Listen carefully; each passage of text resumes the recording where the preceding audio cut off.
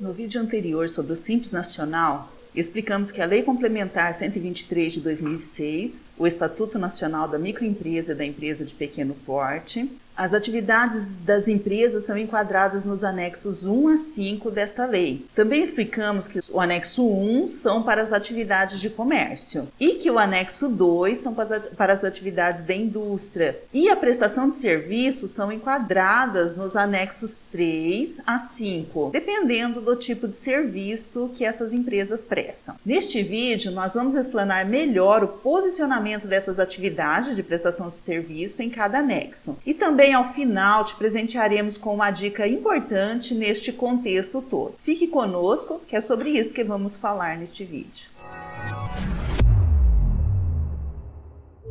O artigo 18 da Lei Complementar 123 de 2006 é o mais importante para o entendimento deste enquadramento nos anexos, conforme você pode ver aí na tua tela.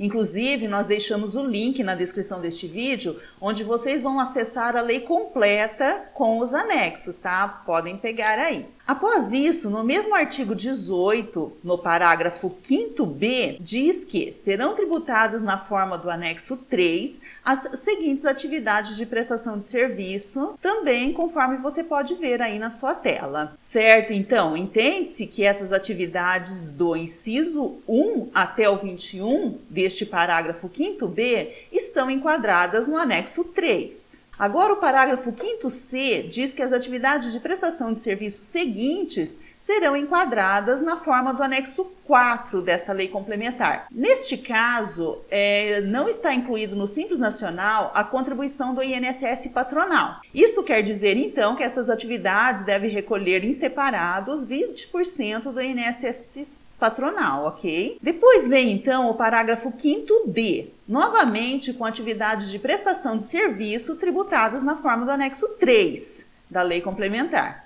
Conforme você pode ver aí essas atividades na sua tela. Ok? Então, o parágrafo 5º-D diz que são atividades enquadradas no anexo 3. Aí depois vem o parágrafo 5º-E, dizendo que as atividades de prestação de serviço de comunicação e transporte interestadual e intermunicipal de cargas e também de transporte na modalidade fluvial serão tributadas na forma do anexo 3, deduzida a parcela correspondente ao ISS e acrescida a parcela correspondente ao ICMS, que é previsto no anexo 1. Então, quem acompanha a legislação sabe que estes serviços de comunicação e transporte pagam ICMS e não ISS. Por isso, essa mudança aí. Na sequência, então, vem o parágrafo 5º-F, que informa que as atividades de prestação de serviço referidas no parágrafo 2º do artigo 17 dessa lei são enquadradas no anexo 3 da lei, salvo se tiver alguma vedação expressa nesses outros parágrafos que nós comentamos aí, certo?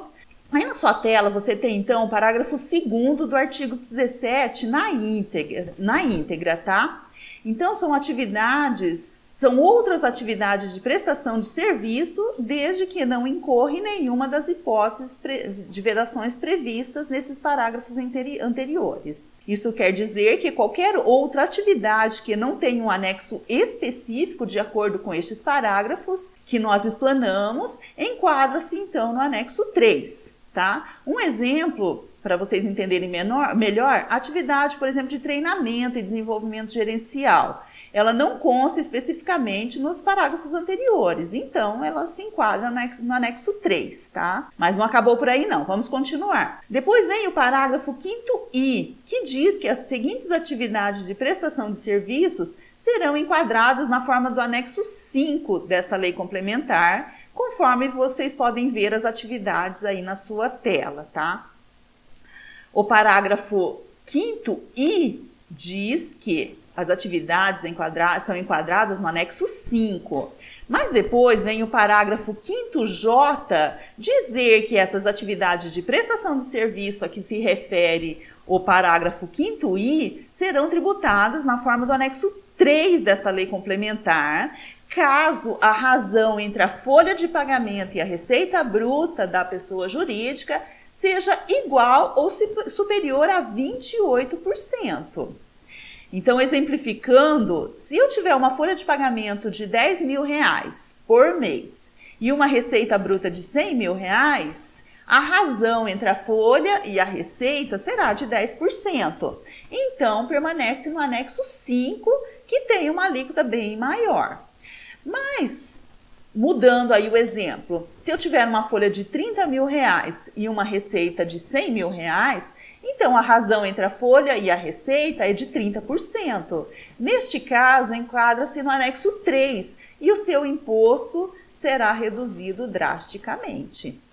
Com isso, então, gente, nós podemos entender que o legislador quer que as empresas do Simples Nacional empreguem mais e aumentem aí a sua folha de pagamento, tendo então um benefício considerável para essas microempresas e empresas de pequeno porte com mais funcionários registrados em folha de pagamento. E continuando ainda, o parágrafo 5º diz que, para o cálculo da razão entre a folha e a receita, serão considerados apenas folha de pagamento e encargos efetivamente pagos nos 12 meses anteriores ao mês de apuração. Então, pode ver aí na sua tela como está descrito. E ainda não terminou por aí. O parágrafo 5º-M diz que as atividades previstas nos incisos 16, 18, 19, 20 e 21 do parágrafo 5º-B e também todas as atividades do parágrafo 5º-D, que estão aí na sua tela e vocês podem ver, essas atividades serão tributadas na forma do anexo 5, ou seja, o imposto mais caro,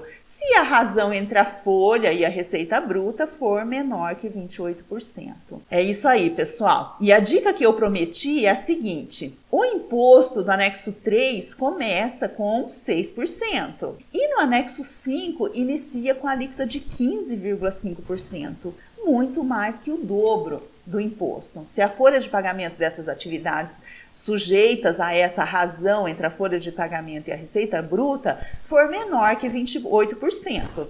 Assim, a minha sugestão para vocês é avaliar a contratação de funcionários, de mais funcionários, e também o aumento do valor do prolabore dos empresários, ou também a contratação de autônomos, claro, com a emissão da RPA e o recibo de pagamento autônomo. Então, quanto mais vocês elevam essa folha de pagamento, chegando aí nos 28%, menos Simples Nacional você vai pagar.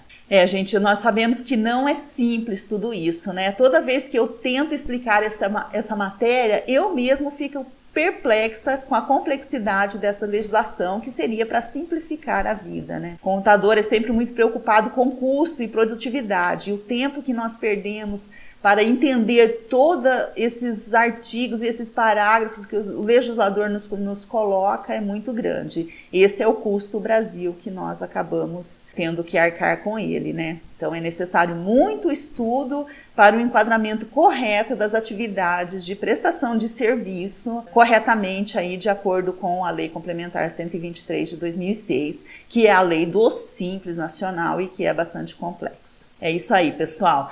Eu sou a Sandra Bovo, da Porto Bovo Gestão Contábil. Nós somos especialistas em planejamento tributário e queremos compartilhar com você este nosso conhecimento. Deixa aí o seu comentário e a sua dúvida, ok? Um grande abraço e fique com Deus.